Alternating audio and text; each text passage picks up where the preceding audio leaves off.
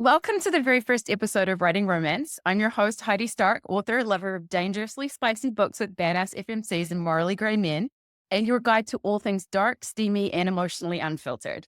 This podcast pulls back the curtain on writing irresistible romance, crafting stories that not only satisfy readers, but leave them hungry for more.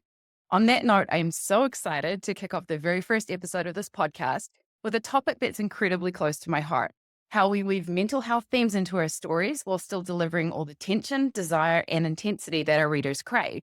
And I couldn't have asked for a better first guest to dive into this with me. She's a romantasy powerhouse whose work is as stunning as it is deeply emotional. Lacey Lehotzky is here to talk about her brand new release, Eyes of Devious Burgundy. This book is already making waves with its breathtaking world building, unbreakable characters, and a story that grips your soul. We're going to talk about how we channel real emotions into our books, the balance between escapism and authenticity, and of course, all the angst and spice that makes our books what they are. So let's get into it. Lacey, welcome. I'm so excited you're here. Let's I'm start. so excited to be here. Thank you for having me. Of course, I was so excited when you were happy to be my debut guest. So let's start at the beginning so people can get to know a bit about you. How long have you been writing, and what first drew you to storytelling? So I'll be completely honest. I never pictured myself as a writer. Like I was always very into reading as a kid. And even as an adult, when COVID hit, everybody started reading, me included. My husband, however, was like, "Oh, you should write books. Oh, you should write books." I was like, "Nah, I can't do that. Whatever." Cue a couple glasses of wine and too many accidental pregnancy tropes in a row. And I was like, you know what? Fuck it. I can write a book. And so I did. I just sat down and started writing. And I was like, wow, this is not half bad. Feel like I could, be on par with some of these Kindle Unlimited books that I'm reading. And that was in late 2022. And I just haven't looked back since. That's awesome. I love that. It's so empowering when you actually think, I could give that a crack, and words are suddenly emerging on a page and they're not half bad, right? Right. Yeah. I mean, like I wrote maybe like a couple of chapters and then sobered up. And then a couple of days later, I looked at it and I was like, oh, okay, maybe I can do this. So cool. I have a friend who has done a few ayahuasca trips in his time, and he'll actually write, and he will go back and reflect on. He was reading some of them aloud to me. They're actually like really profound, like poetry and thought and quotes. And it's amazing what can come to you in those certain moments in time. Moments where your inhibitions are a little lower. Exactly. You're not kind of afraid like someone's going to read this. One thing to write it at home, and another to let it out into the world, for sure. I just feel all these things. Exactly. Yeah, yeah. Okay. And I know that I've just had my latest one go out in the world, and you're about to have yours. So we're kind of in that mode. So for those who might be new to your books or romantasy in general, I know I've mentioned your books to friends who really like fantasy and romance, and they might not have even heard the term romantasy before. So how would you describe the genre? It's definitely exploding. I think it more popularity and more people are writing it. It's been around for a while though, but it's basically the best of like any romance genre. Plus, you get all the awesome fantasy elements. So like magic and dragons and epic world building. And I think you're able to craft stories with like a little bit higher stakes than you would in just like a contemporary romance. You just get so much more to play with because you can just make it all up. You don't have to obey the rules of our world. That sounds so fun because, I write dark contemporary romance, and it's like you always, with dark romance, you kind of get to do that a little bit as well. You get to be a little bit outrageous, Mhm. say, should I push it further? And the guidance is usually yes. And like, you don't even have to operate within the world. But it's very exciting to your own. And that's really cool. Mhm. Have you always written romantasy, or did you experiment with any other genres before finding your niche? No, I went straight to romantasy. Yeah, I mean, I might have plans for like some dark romances in the future, maybe some like sports romances in the future, but right now I'm very much going hard into the romantasy sphere. I like a challenge right now. This is my challenge. I'm sure eventually I'll get bored and be like, all right, time for a different genre or something. But we'll see what happens. Fair enough. And that's the thing. Like, that's the fun thing about being a writer, is that you don't have to be locked in. And I know Mhm. people can feel trapped and think, well, my readers are going to expect this of me, but people evolve, and it's important that we continue to be inspired by the work that we're producing and not just pumping out the same old things. Yeah, definitely. I'm very Okay. excited. So I know that it's one thing to write a book or two and kind of dabble as a hobby. What was the moment when you realized, I'm going to be an author? Oh, it's so crazy that you asked that because I released Change, my debut, kind of quietly. I was like, maybe this is a little too dark for people just based on some feedback I got shortly before release. But I kept marketing it anyways because my goal was always to like help people with the story. The female main character in A Choice of Light and Dark is the series has PTSD. So that was kind of my, like, I wanted to show that. And to my utter shock, about a month later, I had an Instagram reel take off and a TikTok take off, and I was like top 500 in the Kindle store. And I was like, oh, maybe I can make this work. Maybe this is going to resonate with people. And then from there, it's just been like the craziest ride. So that was like August 2023 when I published. October 2023 is when I just like shot up the rankings, and I was like, oh, wow. And yeah, it's been crazy ever since. Well, congratulations. It's an amazing result and it's very exciting. And I know what you mean. Like, I kind of got into it in a like strange way. So it was a little bit dark. I was working in HR in a corporate job, and I was going through some really hard times. Like we were doing layoffs, and it was very negative, and there were Mhm, a lot of strange mhm. decisions being made, and all this thing that we kind of out of my control. And I'm like, what can I control? So my first three Yes. books that I dabbled in were billionaire romance. And I was writing them, they were workplace romance and honestly complete HR nightmares. And so it was cathartic for me to have to do that in the evening, and the day was so awful. And it was just Right.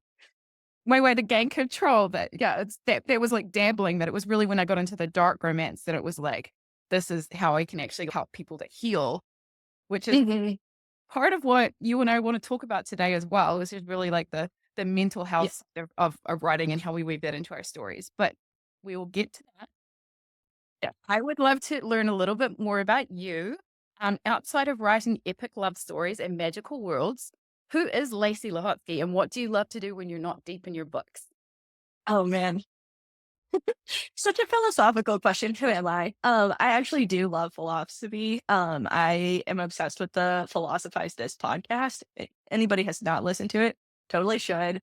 Actually, a lot of the stuff that, like the premises, the themes, like the undercurrents, if you will, of my stories are based in philosophy. Not that anybody really pays attention to that when romance is primary, but whatever.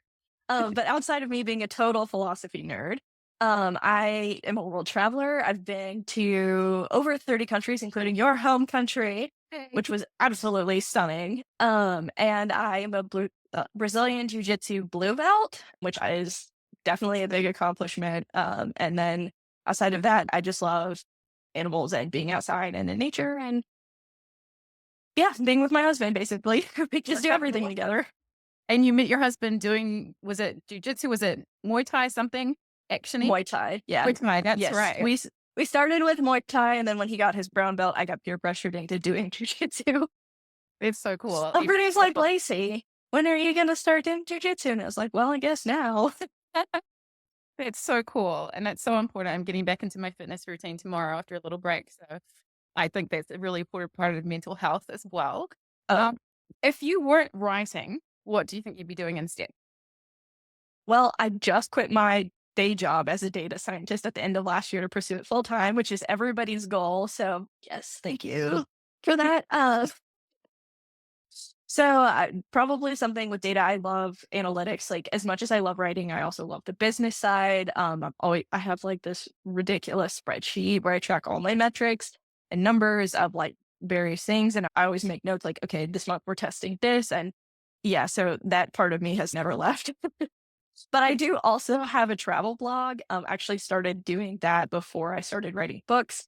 So I would probably be working harder on trying to grow that. It actually does make me money, which is awesome.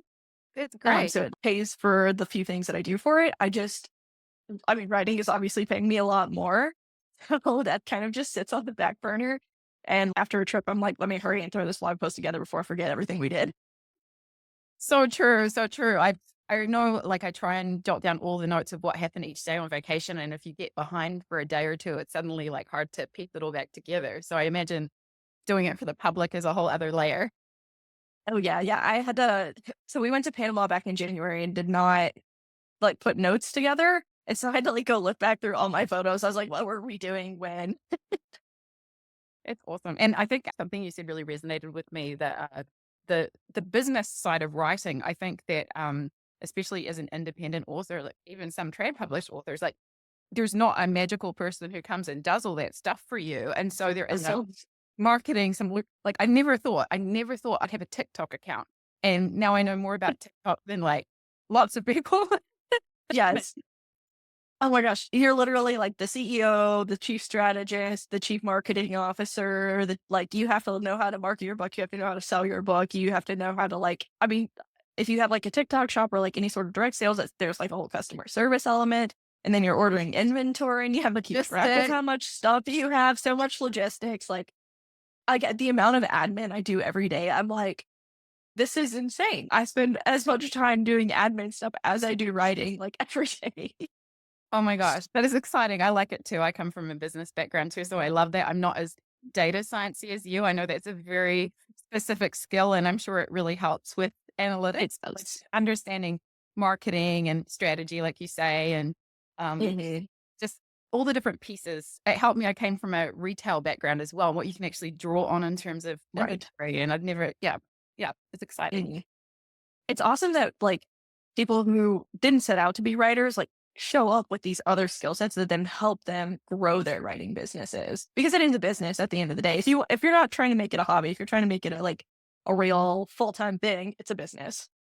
100%. And it's funny. I think it's like chicken or egg thing too, because I was digging through a scrapbook that my mother made for me when I was young. And I pulled out, well, I guess she made it for me when I was an adult, but it kind of shows my life. There was a piece of paper fell out, and I had typewritten with an actual typewriter a story, and it was my first story. And it was this bizarre short story about a murder mystery, and someone had cocaine on their hands. And I'm like 12 when I wrote this or something. Like, how did I know that was? But and then I looked through all my school records, and I just written story after story. I won a writing competition I hadn't even remembered, and it's like maybe that was always inside me, but went on a different path, and now I'm able to draw Yeah. new skills. Have you always written like Mhm. that throughout your life, or was this like a new thing when you had that one Well, moment? I had that sort of similar oh, if I look back at my life, all the signs were there. Mhm. So, I was never writing stories like that, but English was usually my best subject. Yes, same. And I don't know if you know what international baccalaureate is. Maybe you do because you spent more time abroad during school and stuff. Most people don't know what it is because it's not very common in the US. But for international baccalaureate, unlike AP, everything is long essay form. There's Uh-huh. no multiple choice questions at all. And I think I was one of the only people in the whole history of the program at my high school to get both an A on the extended essay and an A on the theory of knowledge essay. Oh, I don't wow. think anybody had ever gotten an A on their extended essay before before me. Wow. So that gets you extra points on your IB diploma. And so for me to look back at those papers and stuff, I was like, wow, okay, yes, the talent was already there. I just was like, no, I'm going to be an engineer. And then I never ended up being an engineer. Wow. Well, you've got an extremely well-rounded skill set, so that's fantastic. All right, so your books are filled with layered emotions and vivid world building, which is obviously a huge part of romantasy. And we'll get into this more soon in terms of the emotion side of it. But like, how much of you as a person do you think makes its way into your stories? Oh, I think lots of pieces of me. I put everything into my stories, my whole soul, my whole heart. When I'm writing, it's I'm there. I write in multi POV. So I'm looking through that character's eyes as everything is unfolding. So I think I'm in the whole story. And then, of course, bits and pieces of things that I learned along the way of my own mental health, healing journey make their way into the books. I think there's probably more of that in A Choice of Light and Dark, my first series, than there is in Eyes of Devious Burgundy. Um, but yeah, I don't know how people don't write with their whole soul because I mean, I think most of us do. But yeah, yeah, there's definitely lots of me in every book. It's awesome. And you have so much experience to bring, and it's so giving that I think there's nothing wrong with light and fluffy and just for fun books, but I think readers can tell when there's a heart and soul in it and there's something that captivates Mhm. them, and they can't always put their finger on it. But I think it's just really tangible for people as they're pulling the words from the page and visualizing what's being put across. Yeah, definitely. Okay. So, Lacey, what's one thing readers might be surprised to learn about you? Um, I'm actually really short. Like, I'm like 5 feet tall on a good day, and I actually met up some bookish friends in real life, during the Christmas season, and she opened the door, and she was like, "Wow, you're so short," and I was like, "Okay, that's the first thing you say to me in person." Ah, And then I walked in, and somebody else was like, "I told you she's, like, very tall," and I was like, "Yeah," like, I don't know why everybody thinks I'm tall, but I'm really not. I think you come across as very confident and knowledgeable, and it's hard to tell on Zoom. I remember when I was in a corporate environment and thing like that, and I finally met a bunch of my colleagues, and it was kind of like, oh, okay, Like, "Oh, wow, you are yeah, really but tall."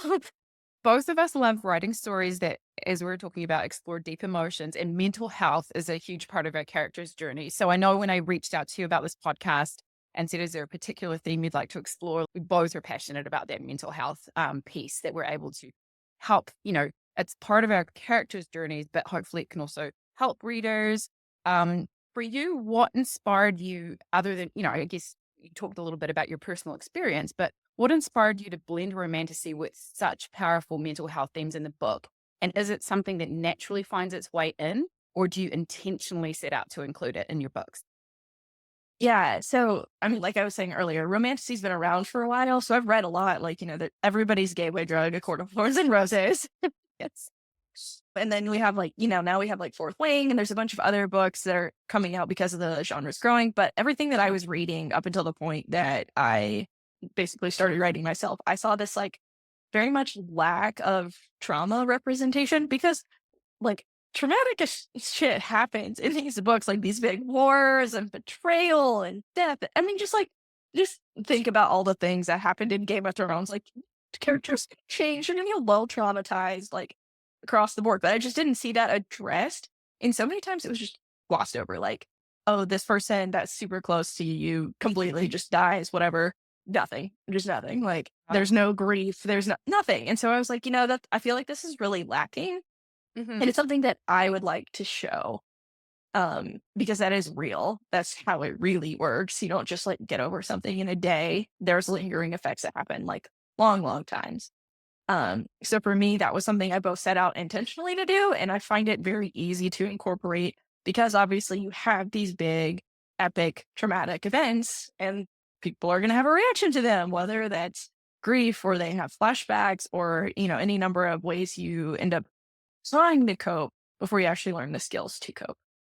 I think it's so important. And I almost feel like there's some sort of an obligation to readers to do that as well. Because, like, if you're writing in a way that brings that emotion out in them and then you don't address the aftermath, I read it today on Facebook reader group, and someone said that they were really traumatized and upset and felt betrayed by an author because they grew to really love one of the main characters in the book. And it was a series, and they got to like book 5, and it was supposed to be a romance series, and the person was just killed off, and they were so upset about it, it's actually affected their trust in anything they read in the future. Wow, yeah. I mean, that would totally, like, throw me off too, especially if it was marketed as a romance and not like just a fantasy or something, you know? Yeah, for sure. So, speaking of mental health, um, Eyes of Devious Burgundy, I love that name, by the way, so much, and My Burn It All Down Duet, which is Volcano of Pain and Beautiful Terror, both deal with characters facing trauma, survival, and resilience. So, those are tough topics, and, like, these are my 2 darkest books, and they are a fictionalized version of a real story, so there's real emotion in Mhm. there. Um, how do you know, we're gonna pull readers through it, and some readers say, "I wanna be wrecked. I want this book to shatter me." But at the same time, you want them to have some sort of, like, positive happening there as well. So how do you approach writing those really raw, painful moments while still balancing hope? So I think based on the ARC reviews that have come in for Eyes of Devious Burgundy so far, I guess tend to just start things off with a bang. So just throw you into, like, the super traumatic moments and the climax of the moment, I guess. So I don't linger too long on them because then after that, the characters are then thrown into a new situation where they have to, like, figure things out, or that's when their healing journey has to start, or they basically are like, well, I gotta survive now and I gotta figure this out. Um, so I think for that, that helps a little bit because we're starting off in the deep end and then now we're getting out of the pool. And I think also the romance is what helps get to that point. Like you're building this relationship with another person, you're healing and within that relationship, there's hope, especially with enemies to lovers, because we are all like, oh, we really just want you guys to be together, despite the fact that you hate each other. So I think that helps too. And then obviously you have to have the happily ever after for the romance genre, whether it's romantasy, dark romance, like you have to have that. So there's always that light at the end of the tunnel. Is like this person, despite everything that they've been through, is gonna get something great for them in the end. That makes so much sense. And it was funny. Someone wrote one time, they said, why do authors like writing enemies to lovers so much? And it's like, because it's fun. You get to build this crazy tension. And like you say, with romance, you're not going to have a happy ending. They're not going to kill each other unless it's like a paranormal kind of field. It's just, they're going to make it work. They just come back from the dead. Speaking of mental health, what is a mental health theme in your prior books that readers have resonated with the most? So my first series, A Choice of Light and Dark, the female main character has PTSD. And I told my husband the night before I released Chain, the first book, that if I could have one reader message me and say, hey, this book made me feel seen, like that would be my metric for success more than anything else. And to say that I've lost count of how many people have since messaged me with very similar type of message is the greatest blessing of my entire life, that I can make that many people feel seen by her journey. She starts out like chained in a cave, hence the title. And she's been abused and assaulted and everything. And so for her to go from such a dark place and like her spirit's never broken and she has to learn how to trust people or who to trust, more importantly. Yeah. And along the way, like learning to deal with these big emotions she has, and she has flashbacks and nightmares, and just like learning how to cope with all that. And learn to love herself, learn who she is, Wow. and then become this very venerated figure by the end of the series. I think that's helped many people come out of a dark place and see, wow, okay, if she can overcome all that, I can too. And it's amazing. I can see how that resonates with people. I can see how that's incredibly empowering. And it's like, okay, I feel seen by this dark place, but I can see the light at the end of the tunnel of this person. And yeah, it's interesting with this duet that I've just Beautiful Terror came out a couple of days ago. And that's definitely the part that's going to boost people up. Volcano of Pain is just like super, super dark. But Yeah. the amount of ARC readers, because it's just been released, who have come and said the same thing, that, it's the story of someone who also has PTSD and some other things going on. And they become part of a relationship with a highly narcissistic individual. It's toxic, it's abusive.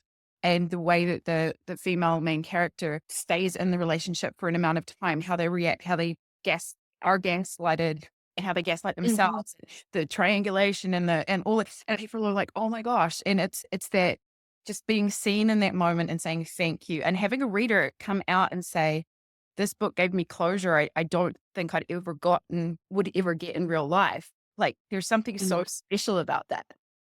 Yeah. Yeah.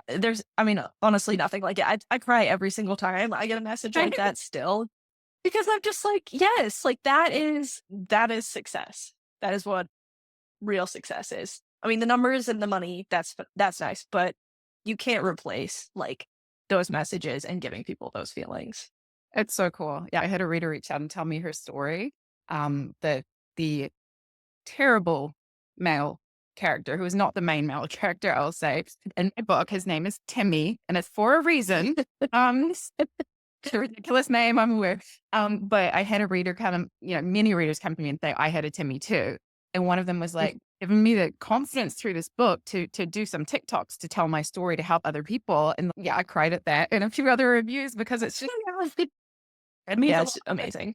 A lot of readers are like, I see them write online, like, I'm fangirling over this book or this author, or I just really like this thing, but I don't want to bother them. And it's like, should I reach out? Should I not? The answer is like always yes. Like we love that. Yes, I love it. I don't always respond, because I just get so much these days and I feel really bad. Like I just don't have the energy to respond to everybody anymore. I just go growing too quickly and I'm a kind of like a one woman show here Yeah. with offering things. But yeah, no, I mean, I will see messages even if I don't respond to them and they do make my day. Or just comments on our social media posts. Like even if it's something super short and sweet, like that one helps us like get more engagement on our posts, which boosts and gets other people to see it, and we see it and then feel like very nice about what you said. So any sort of engagement, like saying anything, we love it. Of course. Yeah, that's the best feeling in the world, and that's why we do it for the most part. So, do you ever find writing certain scenes emotionally draining? And how do you take care of yourself when diving into these really dark topics? I think for me, just like the writing process as a whole is more draining because I do put everything into it. I get that deep into it. So I'm like feeling what these characters are feeling in the moment. And so I think just in general, I would love to be able to write like more than 4,000 words a day, but like 4,000 is about my max to where I'm like, I can keep a sustainable pace. Like I have written like 10,000 words in a day before. And then I was like a zombie for the next 2 days. I just had nothing left to give. I hear you. I'm probably pacing around the same, like I'll do 3 to 4,000. And then sometimes I'll have a cracker day and do like 10,000 and then I can't write for the next few days. But Yeah. everyone's pace Yeah. is different. And I don't, if you're hearing this and going, that's way more than I write, like don't be discouraged. Plenty of Yeah. successful writers write like 2,000, 1,000, whatever. Just get the words on the page. Yep. My daily minimum goal is 2,000. So if I hit that, I'm like, okay. But if I'm like feeling like I have more energy or more to give to it, like sometimes I'll go a little more. But yeah, like 2,000 is like my bare minimum. And I only write Monday through Friday. I don't really write on the weekends because I try to give myself a little bit of a break because I am a workaholic. I will admit that. I know I'll find myself, I'm having the day off and I'll be like checking all my metrics and I'm not, yeah. Yeah. Yeah. Yeah. Literally me. I'm like, Saturdays, nothing. We're going to do nothing. And then I'm like on TikTok and like responding to messages. I'm like, what are we doing, Lacey? I hear you. I feel that deep in my heart. Okay. It's So it's your new release. How would you describe Eyes of Devious Burgundy in just 3 words? dark, spicy Mulan. Ooh, that makes me want to go back and like watch Mulan again. It's been a while.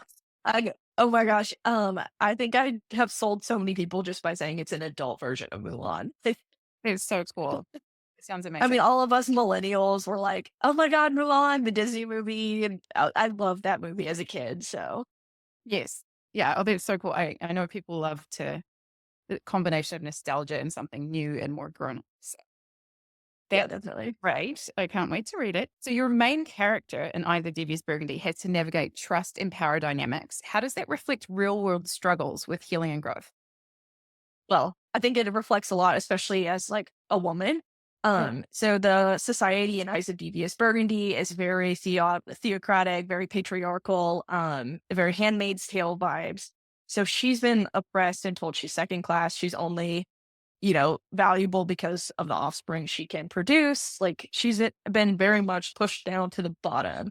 And so when the inciting incident happens and she's off to the races trying to figure out how to survive, um, she's basically pretending to be a man, Mulan style, and is then like, wow, okay, this is how men are treated versus women. And that it allows her to grow and empower herself, even though she's in disguise and they don't know that she's a woman.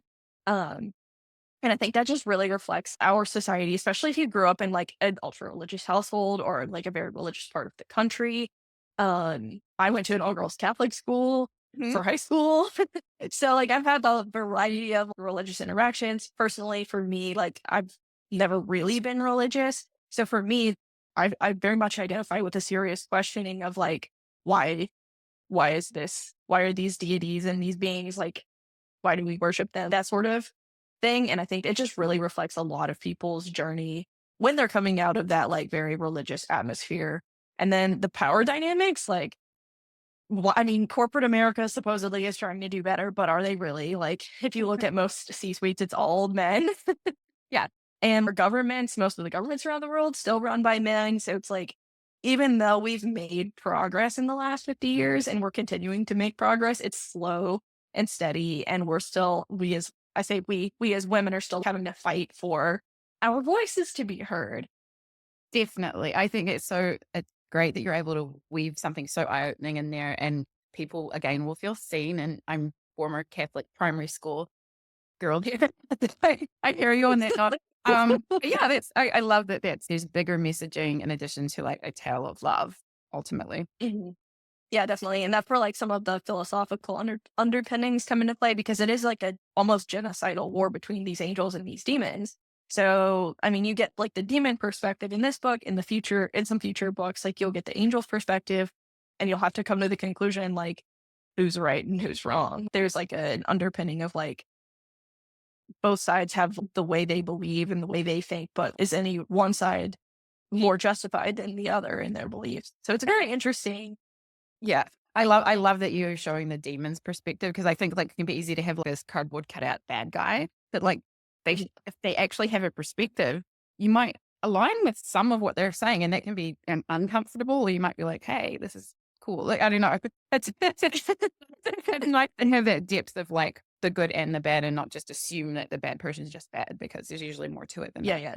There's not any like very, it's either this way or that way. Everything is like questionable and relative and a shade of gray.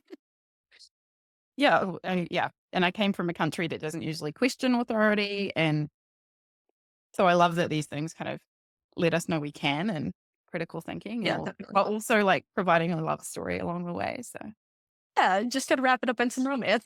exactly. Okay, so in the Burn It All Down duet, I wrote about the cycle of pain and destruction. And sometimes we have to tear things apart before we can rebuild. Do you think your protagonist goes through something similar? She doesn't necessarily, but I think that's so important for you to talk about, especially because, yeah, so many times, like a victim will try to like leave, they'll try to break up with their abuser. And then they're left with like, oh, but what am I supposed to do? Because their identity's been stripped or their worldview's been altered or, their sense of self has been altered by this person. And then without it, you're like, whoa, what am I supposed to do? And so then to find that comfort and safety because you don't have the skills to move forward, you'll just go back to it. And I think it really takes either finding the skills or something like super, super bad to like finally break that cycle. And it's really hard, especially if you've been in it a long time, to then go ask for support because that support network is what will also help you get you out of it. But they've probably isolated you by that point. So yeah, it just makes it really hard. And I'm really glad that you wrote about it because it's so true. And I don't think most people who have not been in that situation even realize that's what's going on. Oh, yeah, incredible. It's incredible how many, there's embarrassment as well because you feel Right. you're in, but you're also doubting it and you're trying to get out of it and your support system is reducing. And some people are like saying stuff that's not particularly helpful or they're isolating from you completely because it makes them feel uncomfortable. And like you feel like you're the problem because of the dynamics that are going on. So I think it's really important to give people hope. I think the Gabby Petito documentary, I've just been reading a lot of Oh, people's. just watch that. It was well done, a very well done documentary for sure. It definitely showcases those pieces of like what, I'm so sad about the end result for her. And like, I'm Mhm. so grateful for my own, being alive. Right. Out of those situations. But like, it's the thing, I don't think people understand how coercive those kind of things can be. And so being able to communicate that, and that's why I think a lot of readers have reached out and said, I've been in that and I managed to get out. And I'm so happy for Mhm. them. And I'm happy that they see themselves and the strength that they had to do that. Yeah, for sure.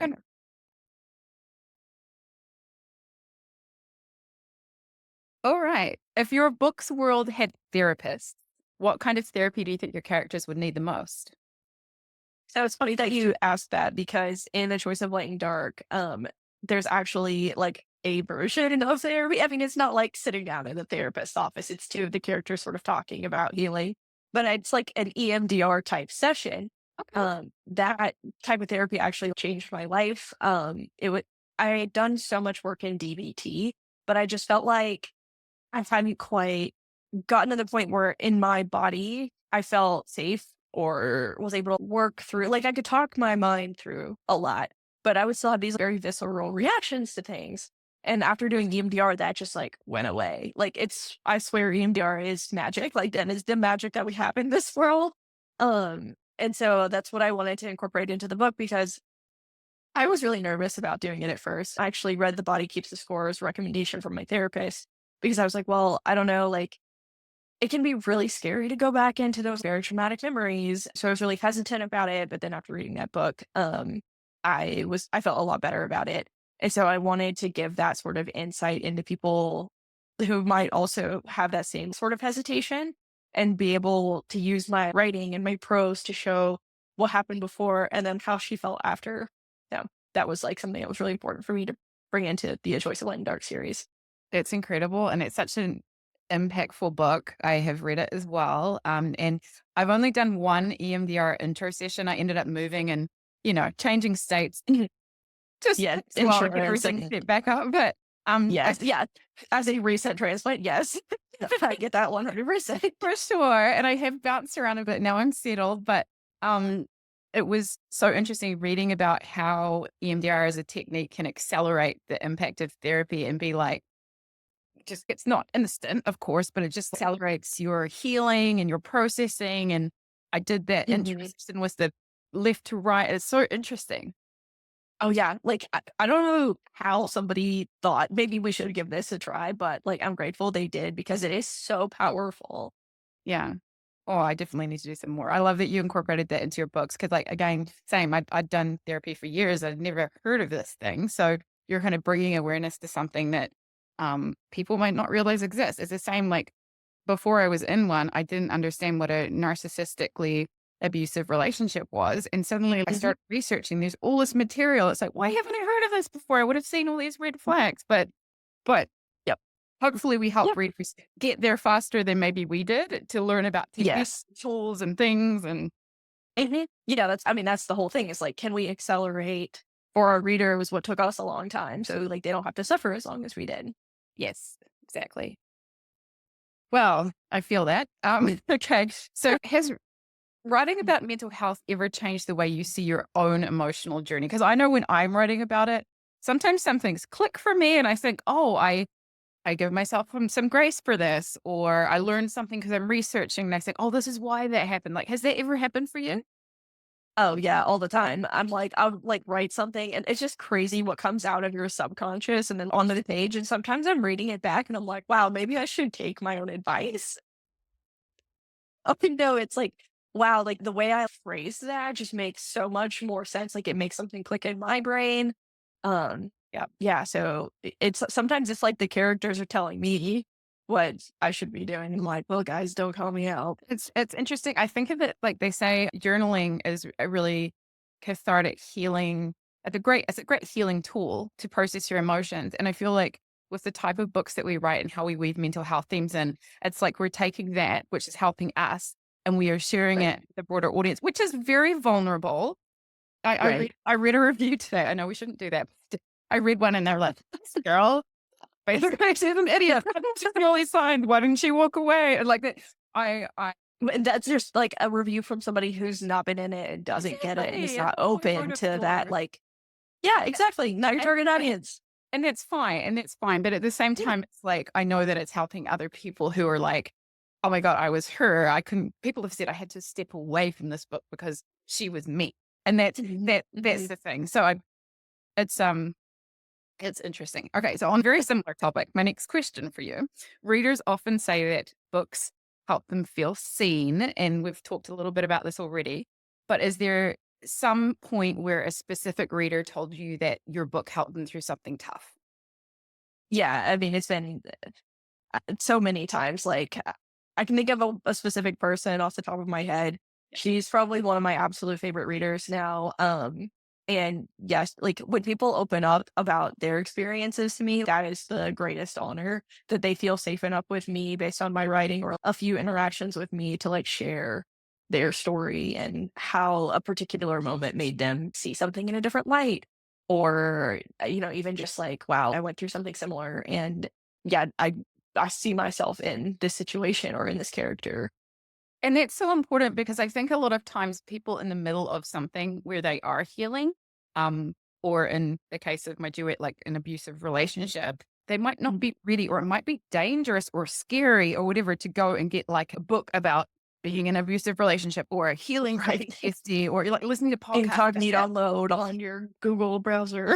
Like, It's actually a really legitimate danger for people. And so I think yeah. weaving these things into books helps them to access this information in a way that's safe, Mhm. whether it's safe physically or whether it's just safe Mhm. mentally for where they're at in their journey. Yeah, definitely. So we've touched a little bit on this already, but we talked about making things, heavy while still preserving hope. But How do you balance that authenticity with escapism when you're writing fantasy with heavy emotional themes? Because we know that people love dragons and fairies and Oh, yeah. magical worlds and all those things, but how do you like, you don't want to like touch a really deep topic and then to be like, oh, look, a fairy. Like, how do you do that? Yeah. Oh, yeah, yeah. I definitely try to make my worlds very immersive so you feel like you're in them. And I feel like that's where most of the escapism comes in is like, okay, well, maybe you're in this magical, I don't know, magical forest or something. Well, this very deep emotional thing is going on, or, there's like other things that are not in this world. So that gives you an escape from that world. I also think the romance can be a bit of escapism. I mean, I love enemies to lovers. Like relationships don't really happen like that in real life. Unfortunately, unfortunately.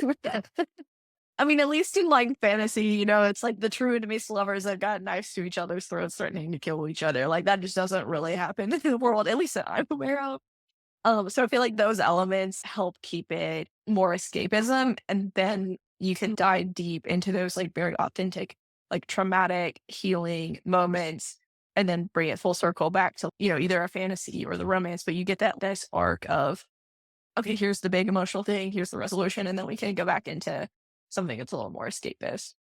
I love that so much. And it's interesting because I know sometimes we joke and, as a group of authors, we'll describe our lives in tropes. And you're right. Very few of us would say, oh, there's enemies to lovers. Like there's a lot of best friends for other Right, or friends to age lover. gap or Oh yeah, cinnamon roll. Or unfortunately, I had right, unhinged morally grey surfer, which I think I manifested through my Blood and Sand series, but that's another story. Um, you don't want it in real life. But enemies to lovers is one that not many people kind of say that's how we met. A few people right, say I didn't care for my partner when I first met them or I didn't right. liked them, but it's not like we want to kill each other.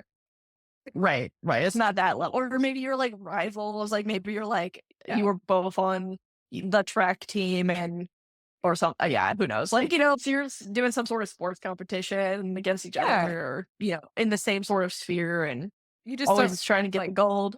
just don't want to murder Yeah. each other per se. No, Uh, no, no threats of that level.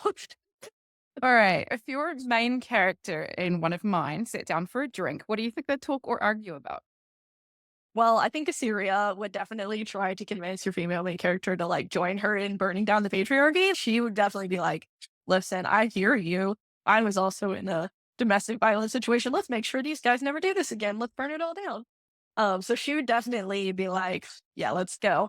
Whereas Rokas, if he were there, he would be begrudgingly there. He'd be grumbling and grumpy and like, can I leave now? Because he just doesn't like people. I love that. I love writing characters that don't like people. It's really And what's even funnier, like, I love their dynamic. People are obsessed with their banter because Assyria is like this, like, I take no shit, and they're forced together. And so Rokat is like always frustrated and irritated by her. So they just go at each other, and she's just like constantly poking the bear just I love because. it. So, so they're And it just like an comes from unlikely pair, that's for sure. and they're the most fun because you can really think about how would they react? Would this needle this person? Or yeah, it's so cool. Yeah, yeah. So your book's title, as I said, I love it. It is stunning. Eyes of Devious Burgundy. Tell us a little bit about why you chose the color burgundy, because it's not a super common color. And if that's the color you choose to be at this book's emotional core. So it's interesting. The magic in my world is so there's like two types of magic. So you've got your primary object manipulation. So everybody has shadows if you're a demon. But then you have a secondary power, and that secondary power is determined by the color of your eyes. So demons all have red eyes of varying shades. Burgundy is like the most powerful, most rare magics. So there's not many burgundy eyed demons, and every single burgundy eyed demon has a power that nobody else has, basically. So Assyria's magic is basically like the many-faced god's magic from Game of Thrones, where she can just basically become anyone. So that's how the whole Mulan thing works. So she basically is able to impersonate her husband and go off to war. Rokath is a necromancer. Nobody else can call upon the dead to, help fight with them. His cousins that are also at the top of society, they both have like very rare magic. So that's where the Burgundy comes in. And then obviously the devious comes from the fact that she's not who she says she is. It took me forever to come up with this title, and I have to give credit to my my author besties for helping me with it because I was like struggling really, really hard with the title. And then they helped me come up with it. But yeah, I I was like like, it. It's not totally not bashing like anyone who's following the regular thing, but there's this very specific way. Like, there's mhm, even things on, yeah, I see them come across on Facebook and it's like, if your month starts with the month is this king, or that. cord, crown. Yeah. And It's then, like, but yeah. this is something that it's on point for the genre, but it's also unique. And I think it's really Mhm. special. And again, not to disparage anyone following the thing because we do have to write the market to a point, but Right. Right. it is a stunning title. So kudos to you. Yeah. I think for me, that's something that I put a lot of thought into because I want it to be on market and stand out. So, I also am obsessed with my cover designer. She makes amazing covers every single time. And she's just able to give them that extra little bit of magic that makes them stand out. Like when you put them in everybody puts their books in the lineups, like, okay, can you pick mine out of here? Does it stand out? And every time she gives me one, I'm like, yes, knocked it out of the park again. Like, she's amazing. Because like if you're like me and you're high competition, high achiever, like I want to win. That's just who I am as my core. And so I'm like, okay, well, I have to wedge myself over here so that it's a little different and it stands Yes. out enough while still being to market. I love how you're talking in Strengths Finder for anyone who is familiar. We do this a It's like, lot. come join it.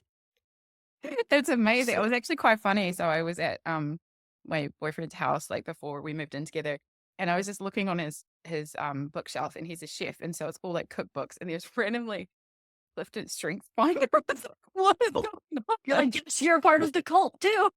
And I guess he'd done it for work and wasn't as obsessed as we are, but yes, I Yeah. love that so much. Okay, so the most important question of the day before we wrap up, because this has been amazing, where can readers find Eyes of Devious Burgundy and what is next for you? So Eyes of Devious Burgundy is going to be on Kindle Unlimited. You can get signed paperbacks with art and fun stuff on my website. Or I mean, you can order the paperback on Amazon. It's 750 pages of pure fun, and by fun I mean torture and torment and angst. It's Uh, the things we put ourselves through intentionally with book choices, right? Oh my god, yes, I know yours are super thick too, and I was like, "Oh my god, am I gonna be under the page count limit?" Like, I need to post a video of how to do, like, the spine training so people don't crack their spines. Oh my gosh. It's like a Yeah, to-do I list. have to share this with the listeners. So, yeah, Lacey actually really helped me because Beautiful Terror ended up being a little longer than I thought it was going to be because it was important to tell the full story. And so it's a little longer than most dark romances and actually exceeded the amount of pages Amazon would allow. But through some creative Creative formatting. margins and font sizes and everything, Yeah, we got there. So thank you, Lacey. we did get there. Unfortunately, I feel like that's what I'm gonna end up doing with Eyes of Devious Burgundy sequel, which will be out in September. Because right now I'm sitting at 150,000 words, and I'm like, Lacey, we really need to wrap this up because I'm the type of person that writes like a very skeleton first draft, and then I go add all the pros and stuff after, and so I end up adding like probably at least 20 to 30% more words. I'm like, oh my god. I feel you. And it's that you do the first run and then you go back through and you're like, well, I want to flesh this chapter out. And suddenly it expands. And it's like, this should really be 2 or 3 chapters. And then the whole book is suddenly a lot And longer. then you're like, You want to do the story justice. And it's not about yeah, padding or word count. It's like actually just trying to like take the characters on that journey and like tell the story the way it needs to be told. yeah, definitely. So I'm very excited to be bringing the whole duet for this year. And yes, I hope everybody has fun reading, and by fun reading, I mean I hope you cry and scream and like curse my name at least once. Remember the first time a reader reached out to me and said, oh, you made me cry. I felt really bad, but then I understood it was what they wanted. So it was okay. Yeah, yeah. That's why I say I write dark romantasy that rips your heart out. If you, that's what's on my banner. Because yeah, I I know what don't they're pull signing up punches. for. Yeah. It's like Yeah, yeah. made it very clear. That's what I say about my duet. It's like one will shatter your heart and will piece you back together with some scars in book two. There'll still be scars. Okay. And so Mhm. there are signed copies on your website and I Yep. believe book boxes as well. Yes, I do have book boxes for Eyes of Devious Burgundy. I'm running low on stock on my Choice of Light and Dark series, so I'm waiting for more stuff to get shipped to me. But those will also be there. I have signed copies with art and all the fun stuff for those too. Awesome. Well, that brings us to the end of our very first episode of this podcast. And huge thank you to Lacey for joining us and giving us a glimpse into the world of Eyes of Devious Burgundy. If you love dark, gripping romance with depth and intensity, be sure to check it out. If you are interested in romantasy at all, I highly recommend Lacey's other books too. She comes out with special editions and all sorts of exciting things, and they're always stunning. She shares them with a group of us authors on a regular basis, and they always blow me away. So thank you so much, Lacey. Thank you so much for having me. This was so fun. Thank you for listening, everyone, and see you next time.